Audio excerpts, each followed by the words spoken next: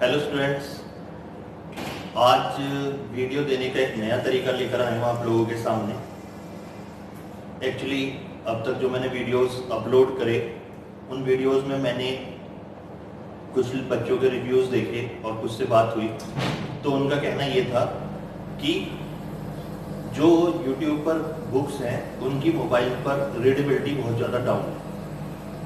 तो उस बात को देखते हुए मैंने ये महसूस किया कि हमें जो है आप लोगों का फेवर करने के लिए जो है आपको किसी और तरीके से भी वीडियो प्रोवाइड करी जाए। अभी हम लोगों ने ये देखा कि अगर आप उन वीडियोस को लैपटॉप पर, टैबलेट पर या फिर कंप्यूटर्स पर अगर देखते हो तो आपको अच्छा व्यूज़ दिखाई देते हैं, आपको उसमें मैटर भी साफ दिखाई देता है। लेकिन अगर आप उसे मोबाइल पर देखने की कोशिश करते हो तो आपको उसमें रीडेबिलिटी थोड़ी सी डाउन रहेगा। तो हम इस चीज़ को करने के लिए आज एक और कोशिश कर रहे हैं। ये वाली एक्सरसाइज जो मैंने सारणिक का चैप्टर पढ़ा रहा था लोगों को, तो इस एक्सरसाइज को मैं अब बोर्ड पर पढ़ाने की कोशिश कर रहा हूँ। आप इस पर अपने कमेंट्स देना जिससे कि मैं पता लगा सकूँ कि कौन सा मेथड ज़्यादा एप्लीकेबल है। तो जैसे हम लोगों ने अब तक जो है सारणिक के चैप्टर में सारणिक का प्रसार सीखा, सारणिक के प्रसार के साथ साथ हमने ये महसूस किया कि उसके कुछ गुणधर्म भी होते हैं जिनको हम लोगों ने एक्सरसाइज 4.2 में अप्लाई किया। अब मेन आता है कि हम सारणिक का कहाँ पर यूज कर सकते हैं या करते हैं।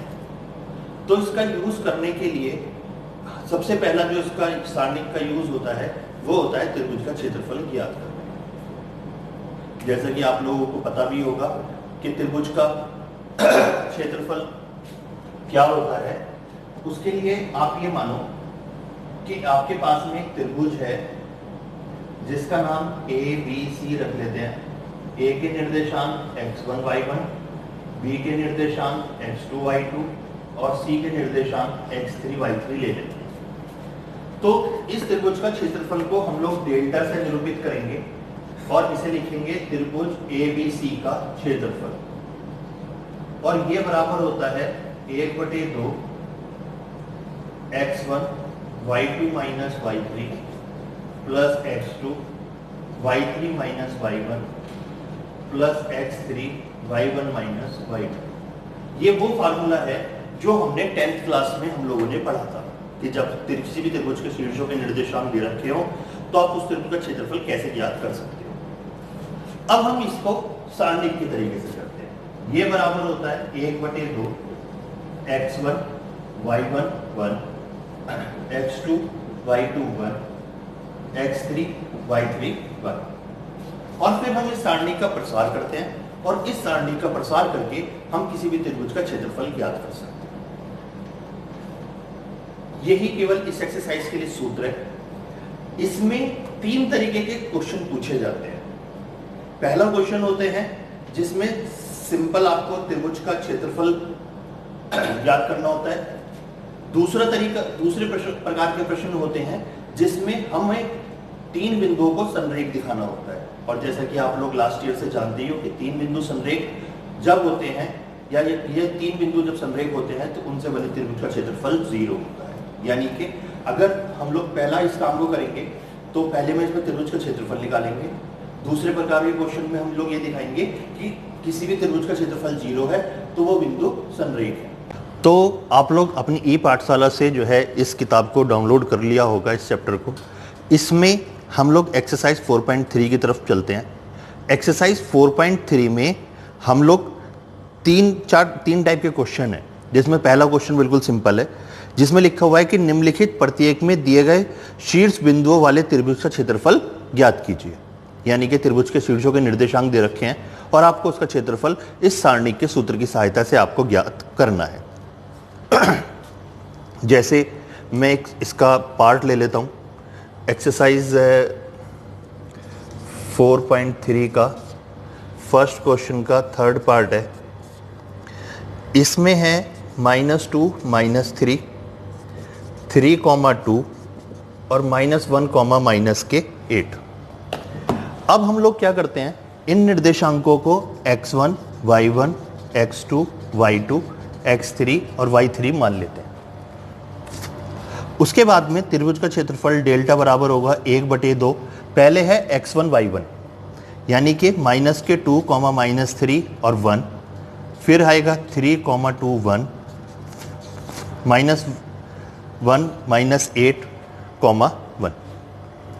तो इसमें 1/2 तो बाहर रहेगा, आप इसको सिंपली एक्सपेंड कर लो क्योंकि इतना बड़ा इसमें वैल्यूज़ नहीं है कि आप इसको ज़्यादा कॉम्प्लेक्शन की तरफ फील कराओ। तो ये आएगा -2 और इसके में आएगा -2, 8, 1, 1, -3, 3, -1, 1, 1 और +1 × 3, -1, 2, -8। ये जो चीज़ है ये एक्सपेंड करना आप पहली एक्सरसाइज में सीख चुके हैं। जिसको अगर ये नहीं समझ में आता है तो वो अपना पहली वीडियो को दोबारा से देख लेना कि इसको कैसे एक्सपेंड करते हैं और आप इसको एक्सपेंड करना सीख लेना। इसके बाद में सिंप्लीफाई करेंगे तो 1/2 -2 × आएगा 2 + 8 -+3 होगा ये, और ये आएगा 3 + 1 और प्लस -24 + 2, 1/2 यहाँ रहेगा ही, ये हो जाएगा 10 -20 + 4 × 12 और प्लस 24 में से 2 जाएंगे तो -22 बचेंगे और ये आ जाएगा 1/2। यहाँ पर -20 और -22 मिलकर -42 हो जाएंगे, -42 में +12 करेंगे तो क्या आएगा, इसमें आएगा 30। तो यहाँ पर लिख लेंगे 30 माइनस का और ये आ जाएगा -15। लेकिन क्षेत्रफल जो है कभी माइनस का नहीं होता तो इसका माइनस का चिन्ह हम छोड़ देंगे और इसके आगे हम लोग मात्रक लिखेंगे इसका वर्ग इकाई, क्योंकि आप लोगों को पता होगा किसी भी चीज़ का क्षेत्रफल जब भी ज्ञात करते हैं तो उसका मात्रक वर्ग इकाई होता है। ठीक है, इसके बाद में इसके बाकी पार्ट जो हैं वो सिंपल इसी तरीके से हो जाएंगे। उसके बाद में जो दूसरा क्वेश्चन दे रखा है उसमें कह रहा है कि दर्शाइए कि 3 बिंदु ए बी सी संरेख हैं। इन्होंने क्या कर रखा है इस क्वेश्चन के अंदर, ए के निर्देशांक दे रखे हैं a, b + c, b के निर्देशांक दे रखे हैं b, c + a और c के निर्देशांक दे रखे हैं c, a+। सेकेंड क्वेश्चन में कह रहा है कि दर्शाइए कि ये 3 बिंदु ए बी सी संरेख हैं। मैंने यहाँ बोर्ड पर ये लिख चुका हूँ निर्देशांक।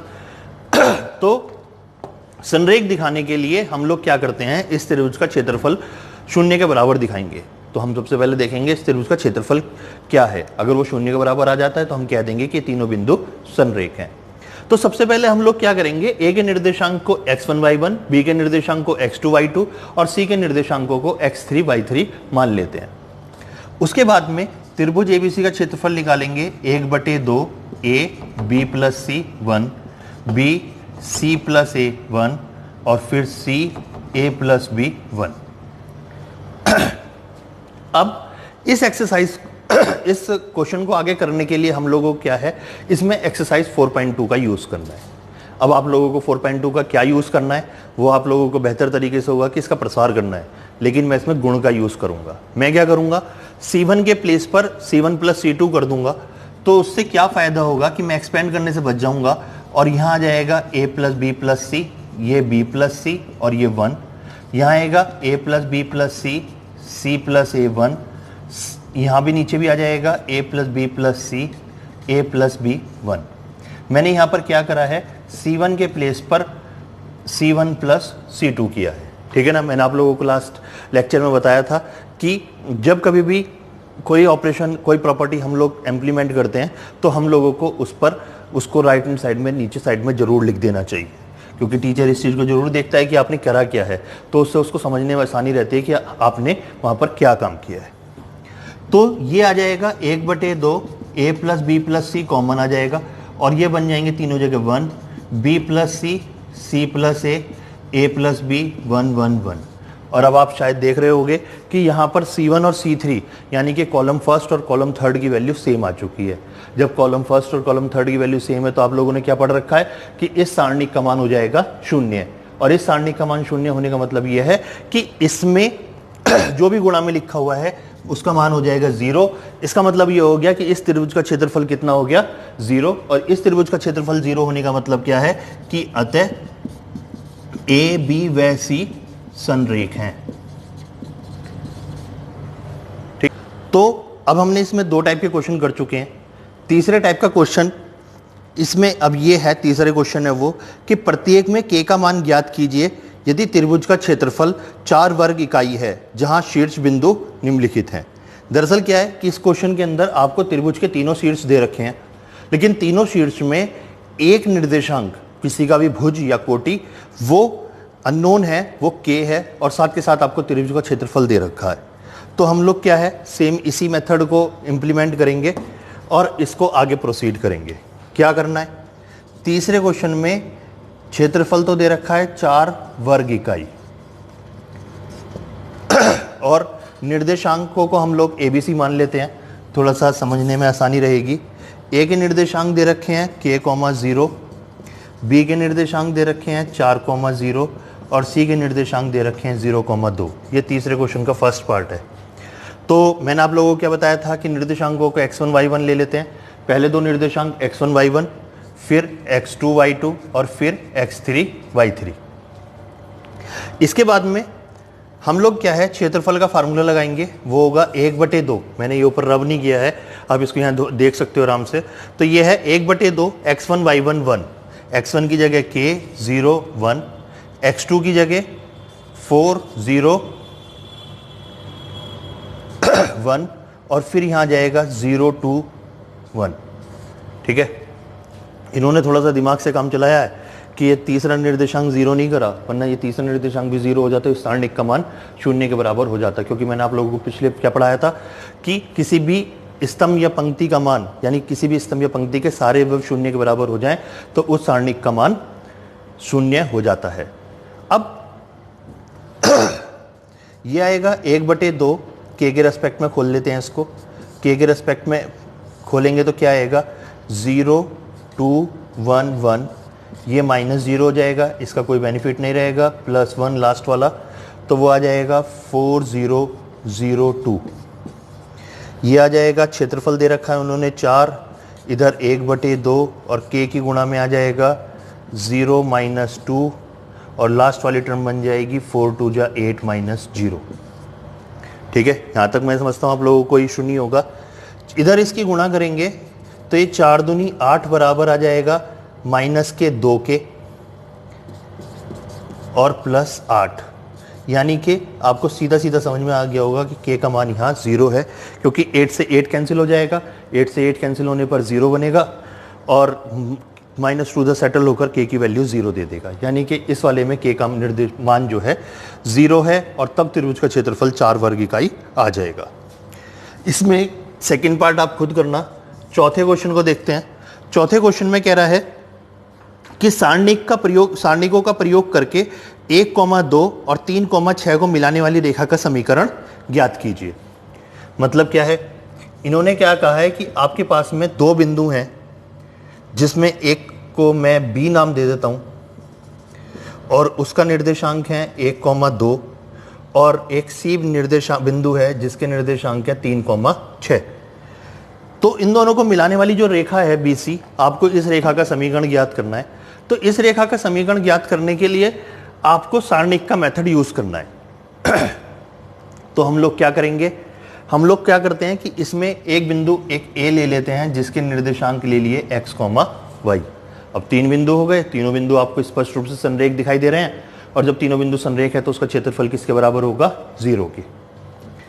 तो इसका मतलब ये हो गया, ये आएगा x, y, 1 1 2 1 और 3 6 1 दैट्स इक्वल टू 0, और इसको हम किसके बराबर लेके चलेंगे 0 के। अब इसको केवल सिंप्लीफाई करना है और सिंप्लीफाई करने के बाद में जो समीकरण मिलेगी वो हमारे लिए सरल रेखा की समीकरण हो जाएगी, जो बिंदु 1,2 और 3,6 से होकर जा रही है। इसे मैंने बराबर 0 इसलिए लिया है क्योंकि ABC स्पष्ट रूप से संरेख है।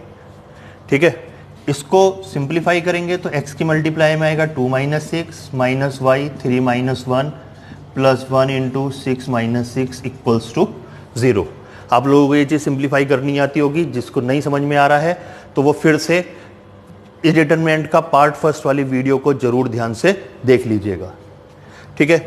इसको सिंप्लीफाई करेंगे तो ये आ जाएगा -4x और ये आ जाएगा -2y इक्वल्स टू 0, क्योंकि 6 में से 6 सब्ट्रैक्ट कर देंगे तो क्या मिलेगा 0। 0 होते ये टर्म खत्म हो जाएगी, माइनस को एडजस्ट कर लेते हैं तो ये आ जाएगा 2x + y is equal to 0। मैंने क्या करा, इससे -2 कॉमन लिया और उसे मैंने 0 बना दिया। अब इसमें एक क्वेश्चन और है, 5th क्वेश्चन। वो 5th question same as 3rd question के जैसा है, तो आप इसको जो है अपने आप एक्सरसाइज को करना और इसमें आप लोग अपना ध्यान रखना। कुछ दिक्कत आए तो मुझे व्हाट्सएप पे मैसेज डालना और अच्छा लगे तो इस वीडियो पे जरूर प्लीज़ कमेंट करके मुझे बताना कि आपको कैसा लगा। Thank you.